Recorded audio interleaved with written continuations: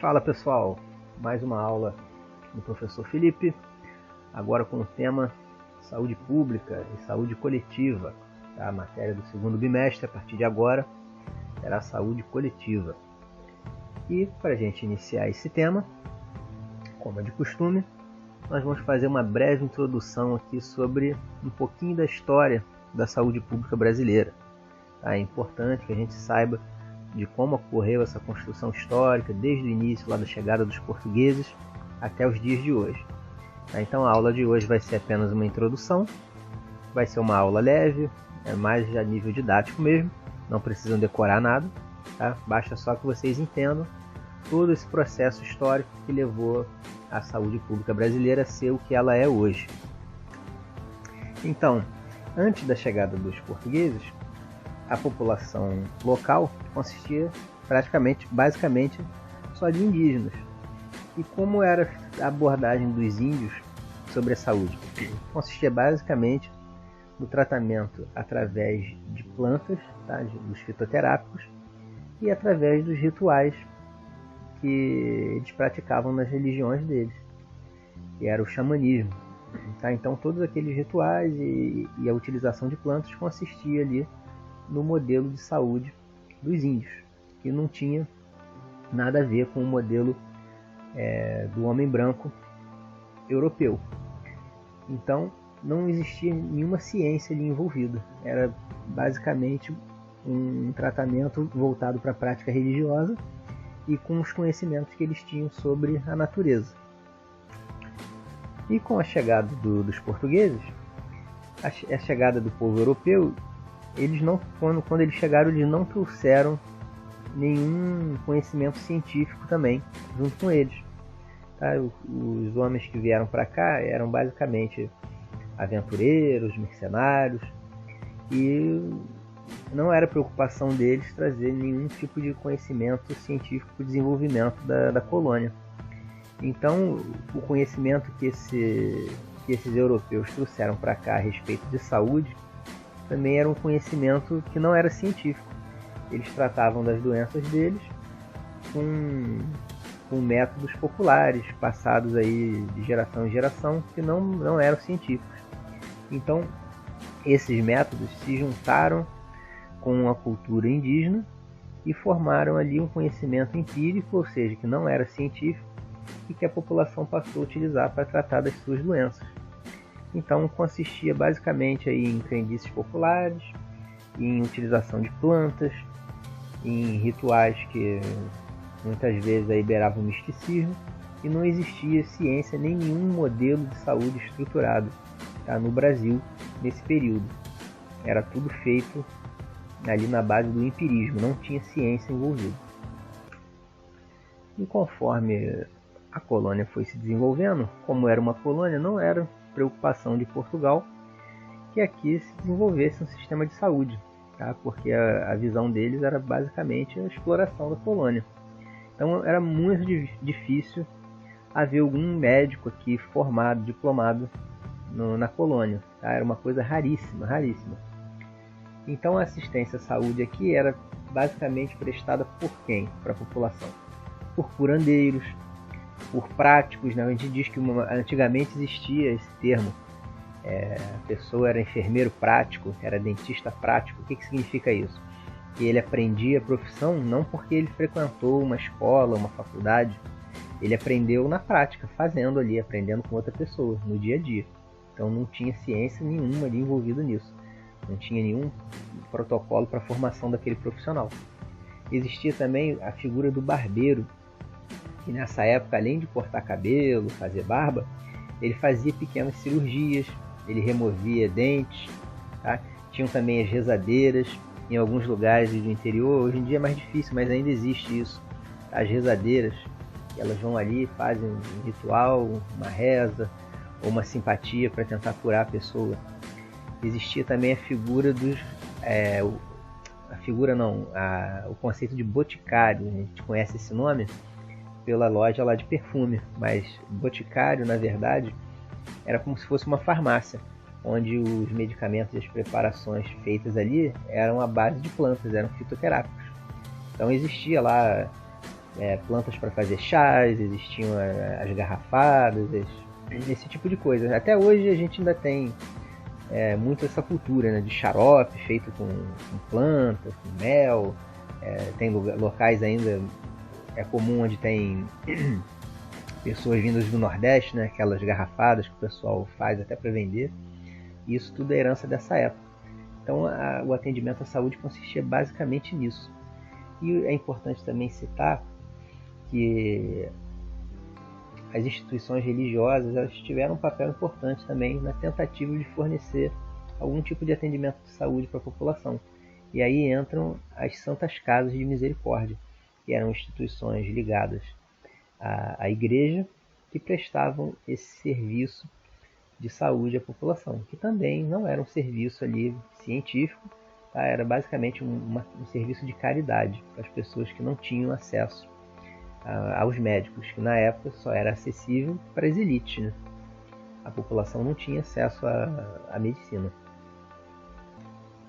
Então a gente chega aqui no ano de 1808, e aqui é importante para vocês entenderem, esse ano é um marco, tá? Porque antes de 1808 não existia nenhum tipo de modelo de assistência à saúde no Brasil, tá? Não tinha nenhum tipo de estrutura, de nada. E o que aconteceu nesse ano que a gente pode considerar um marco para a saúde pública brasileira? Foi a chegada da família real portuguesa. Tá? Então, com a chegada da família real, eles precisavam de uma estrutura aqui para se estabelecer uma estrutura de poder, de governo. Então, eles trouxeram da Europa todo aquele conhecimento que eles tinham sobre várias áreas. Tá? Arquitetura, nas artes, na literatura, na medicina. Então eles promoveram melhorias na questão urbana, de saneamento, e instalaram aqui as primeiras faculdades de medicina. Então a chegada da família real trouxe um avanço muito grande para a então colônia, tá, do Brasil. E aqui um dado importante que a gente pode citar é que no final do século XVIII, em todo o Brasil existiam apenas 12 médicos formados. Tá? É um número muito pequeno mesmo. Então foi muito importante a chegada da família real e essa criação das primeiras faculdades de medicina. Então fica aí, registrem bem essa data e esse acontecimento, que foi a chegada da família real. Então a partir dessa chegada, começa ali a se estruturar um modelo de saúde no Brasil. Tá? Então esse é o fato histórico aí que marca o início da criação de faculdades de medicina, onde vão ser formados profissionais baseados no conhecimento científico. E também da criação de uma estrutura sanitária mínima. Tá? Isso tudo aconteceu aqui na cidade do Rio de Janeiro, que era a capital do país. Aqui nesse slide a gente pode ver uma ilustração do que seria um boticário, onde eram vendidas lá as preparações fitoterápicas. E aqui nessas duas imagens a gente consegue ver os tratamentos feitos pelos barbeiros, os cirurgiões barbeiros, que faziam pequenas cirurgias, que removiam dentes. Tá? Então era um serviço de saúde que não era baseado em ciência nenhuma, muitas vezes até não respeitava ali as condições mínimas de higiene, mas era o que a população tinha disponível na época. Aqui nesse slide a gente pode ver algumas imagens, né, das primeiras faculdades de medicina que foram criadas aqui no país. Uma delas no Rio de Janeiro e outra na Bahia. Então mesmo com esse início aí dessa criação dessa estrutura sanitária mínima, demorou muito tempo até que um modelo de saúde realmente eficiente e que conseguisse alcançar uma parcela maior da população fosse realmente implementado. Tá? Então o Brasil, desde ali da chegada da família real no início do século XIX até o início do século XX, ele passou por um período muito complicado em relação à saúde pública. Tá? Foi um período em que a população não tinha acesso à saúde, onde várias epidemias elas aconteciam aqui no país, matavam muitas pessoas. A cidade do Rio de Janeiro, principalmente devido ali à expansão urbana desordenada, falta de saneamento, era uma cidade completamente insalubre, tá? Considerada uma cidade doente. Até na época era muito comum, né, a questão dos cruzeiros, né, das viagens de navio, e tinham cruzeiros que até anunciavam de maneira como se isso fosse uma vantagem, que eles não atracavam nos portos do Rio de Janeiro, porque aqui era considerado uma cidade doente, as pessoas tinham medo de vir para cá e contrair alguma doença. Então a gente tinha essa fama ali entre o século XIX e o início do século XX. Então aqui nesse slide a gente enumera aqui, né, os problemas das condições higiênicas da cidade do Rio de Janeiro. E as medidas que o governo tomou, né, o governo de então tomou para combater esse tipo de visão negativa que se tinha do país no exterior, foi a fiscalização dos portos, porque a gente dependia de mercadorias chegarem e de serem exportadas. Então você tem uma visão negativa do país no exterior, prejudicava a economia do país. Então surgiu aí o primeiro tipo de fiscalização sanitária, que seria aí uma precursora da vigilância sanitária, que era focada exclusivamente nos portos, tá? Por uma questão econômica, não existia preocupação nenhuma com a população. Então essa fiscalização sanitária tinha preocupação exclusivamente econômica, mas também foi um avanço, porque pelo menos daí já se começa algum tipo de fiscalização sanitária, tá? Para uma qualidade mínima dos produtos e para evitar a propagação de doenças. E é importante também citar que nessa época a cidade do Rio de Janeiro era assolada por vários tipos de epidemia, tá? Dentre elas a varíola, malária, febre amarela e até peste bubônica. Aqui ó, a gente vê uma charge da época fazendo uma alusão às más condições de higiene do Rio de Janeiro.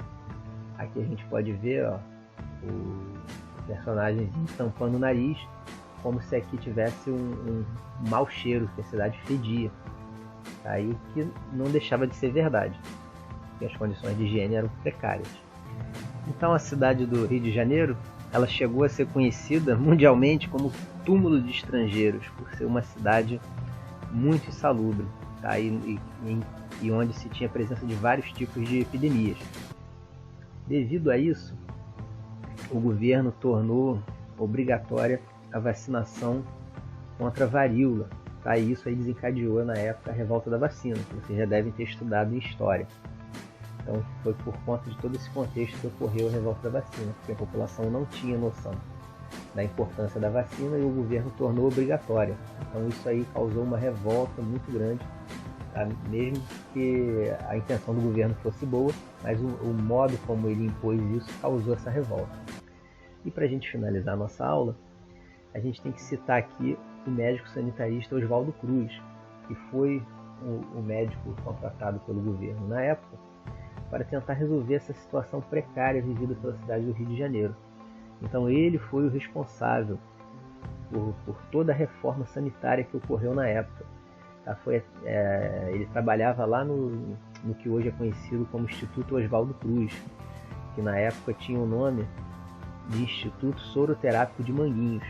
Então esse médico, revolucionário para a época, à frente do seu tempo, ele desenvolveu vários tipos de vacina, ele fez reformas nos centros urbanos para melhorar as condições sanitárias, né, de saneamento, e ele desenvolveu várias vacinas e erradicou algumas das epidemias que assolavam a cidade do Rio de Janeiro. Ele é um dos grandes nomes da saúde pública brasileira, e a partir dele ali a gente tem realmente um modelo de saúde pública eficiente, baseado em ciência. E até hoje o Instituto Oswaldo Cruz é referência mundial em saúde pública, é um motivo de orgulho para nós brasileiros. Então essa primeira aula, essa introdução, vai ficando por aqui. Espero que vocês tenham gostado.